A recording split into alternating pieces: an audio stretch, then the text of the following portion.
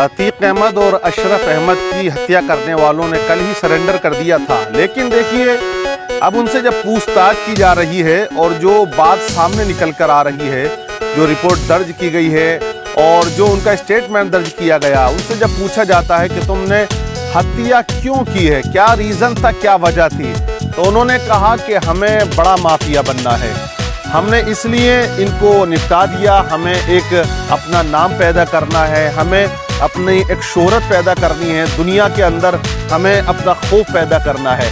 मतलब उनका ये कहना है कि हमें बस माफिया बनना है और ताकि लोग हमसे डरें और हमें पहचाने के। बहरहाल अब ये स्टेटमेंट उन्होंने अपनी तरफ से नोट करा दिया है, लेकिन जो हमलावर हैं, जो 3 ये लड़के पकड़े गए हैं, इनका नाम लवलेश तिवारी है, एक का सनी है और एक का नाम जो है वो अरुण मौर्य है।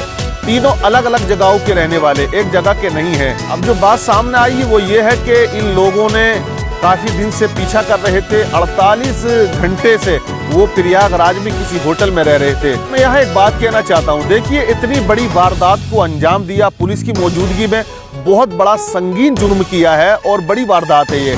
तो अब आप यहाँ से अंदाज़ा लगा सकते हैं कि ये लोग जिस पिस्टल का इस्तेमाल किए थे वो इंडिया की है भी नहीं, वो बनती भी नहीं है और वो इंडिया के अंदर बैन है, उस पर प्रतिबंध लगा हुआ है और वो पिस्टल तुर्की के अंदर तैयार होती है, जिसकी कीमत लगभग ये बताई जा रही है कि 5 लाख के करीब उसकी कीमत है और उसके अंदर 15 गोलियां एक बार में इंसान लोड कर सकता है और फायर कर सकता है। तो इतनी कीमती पिस्टल अब इनके घरों पे जब पुलिस जाती है और इनके घरों का जायजा लेती है तो ये तमाम जो लड़के हैं सब झोपड़पट्टी के रहने वाले हैं, जिनके घरों पर लिंटर नहीं है, टूटा हुआ मकान है, कोई उनके माँ बाप ऐसे मकान में रह रहे हैं जो बिल्कुल उजड़ा हुआ एक चमन की तरह है, मतलब झोपड़पट्टी में वो जिंदगी गुजारते हैं।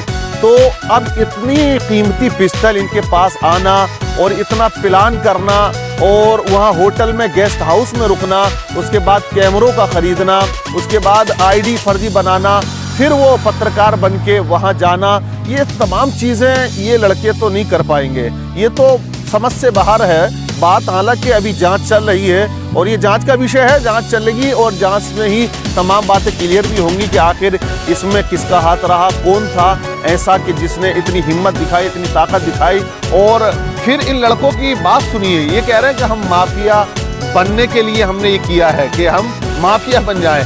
वहीं पर जितने सत्ताधारी लोग हैं, भाजपाई लोग हैं, उनका कहना अब तक तो यही था कि अब इंसान माफिया बनते हुए भी कांपेगा, अब इंसान जुर्म की दुनिया में नहीं जाएगा। तमाम चीज़ें सबके सामने क्लियर हैं कि किस तरह से कैमरों पे आके लोग चिल्लाते हैं कि अब तो कोई बनने का सोच नहीं सकता, क्राइम के बारे में उसके दिलो दिमाग में बात आ नहीं सकती, ये बाबा का बिल्डोजर है। लेकिन यहाँ सवाल ये भी हो रहा है क्या अब उनके घरों को भी तोड़ा जाएगा, क्या उनका इनकाउंटर भी होगा? तो यहाँ पर जो है देखिए सज़ा इस तरह नहीं देनी चाहिए। हम तो पहले भी इसका विरोध करते रहे हैं कि क्योंकि सज़ा के तरीके से दी जाए, जो सज़ा का प्रावधान किया है संविधान ने, कानून ने, उसी के तहत के केस चले, उसके बाद जो भी उसको सज़ा मुतय्यन हो वो उसको सज़ा मिलनी चाहिए। क्योंकि जो इस तरह से मार देना, इनकाउंटर कर देना या घरों को तोड़ देना, ये एक अलग मामला बन जाता है। यहाँ एक इंसाफ का पहलू बिल्कुल अलग नजर आता है कि ये इंसाफ नहीं हो पाता है, क्योंकि जहाँ कानून है, संविधान है, वहाँ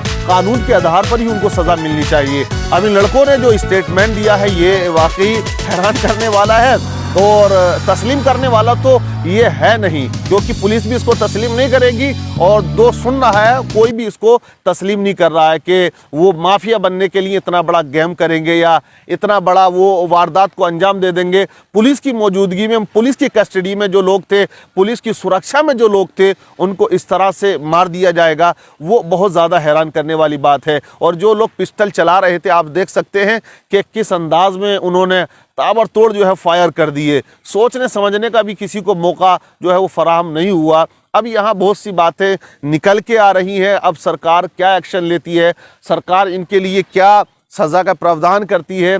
अभी तो ये भी चल रहा है कि शाइस्ता सरेंडर करेंगी। अब अतीक अहमद और अशरफ अहमद की लाश को कौन लेकर जाएगा, ये भी चल रहा है कि उनकी तरफ से केस कौन दर्ज कराएगा, कौन मुकदमा की पैरवी करेगा।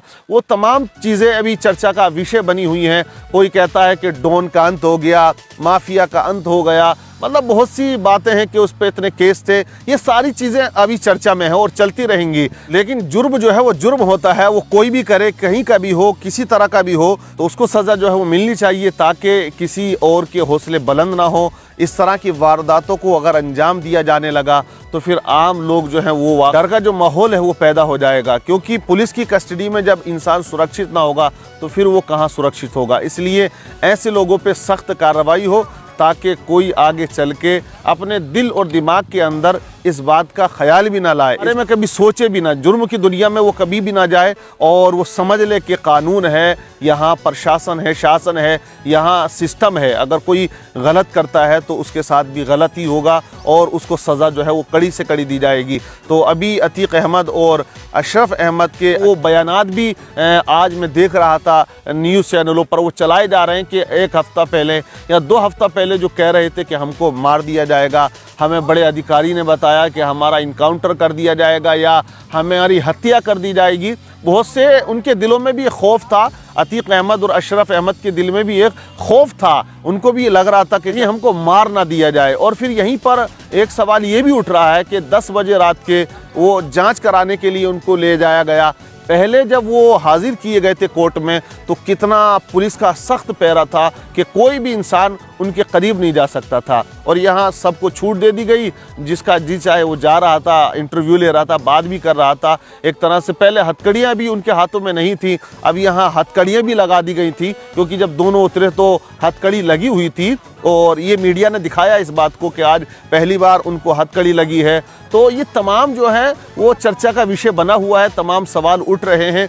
अब योगी जी जो सीएम साहब हैं वो क्या एक्शन लेते हैं, क्या करते हैं, किस तरह की कार्रवाई करते हैं, इस बात पर भी सबकी नज़रें टिकी हुई हैं, सबकी नज़रें लगी हुई हैं। लेकिन यहाँ कुछ लोग जो है वो धर्म के आधार पर बात करते हैं, तो वो बिल्कुल इंसानियत से गिरे हुए लोग होते हैं, जो हर मामले में धर्म को जोड़ देते हैं और वो बात को और केस को हल्का करने की सोचते हैं। ये बिल्कुल गलत बात है, क्योंकि इन लड़कों ने भी जो नारों का इस्तेमाल किया, जो नारे वो लगा रहे थे, जय श्री राम के नारे वो लगा रहे थे वहाँ पर, तो उसको देखकर भी कुछ लोग कह रहे हैं कि अब माफियाओं का अंत हो गया। देखिए, अंत अगर कानूनी आधार से किया जाए तो वो अच्छा है, लेकिन यहाँ तो माफियाओं का अंत नहीं, अगर एक माफिया का अंत हो रहा है तो 3-3 माफिया फिर जन्म ले रहे हैं। तो अगर यही सिस्टम चलता रहा तो फिर माफियाओं का अंत करना नामुमकिन हो जाएगा, बहुत मुश्किल हो जाएगा।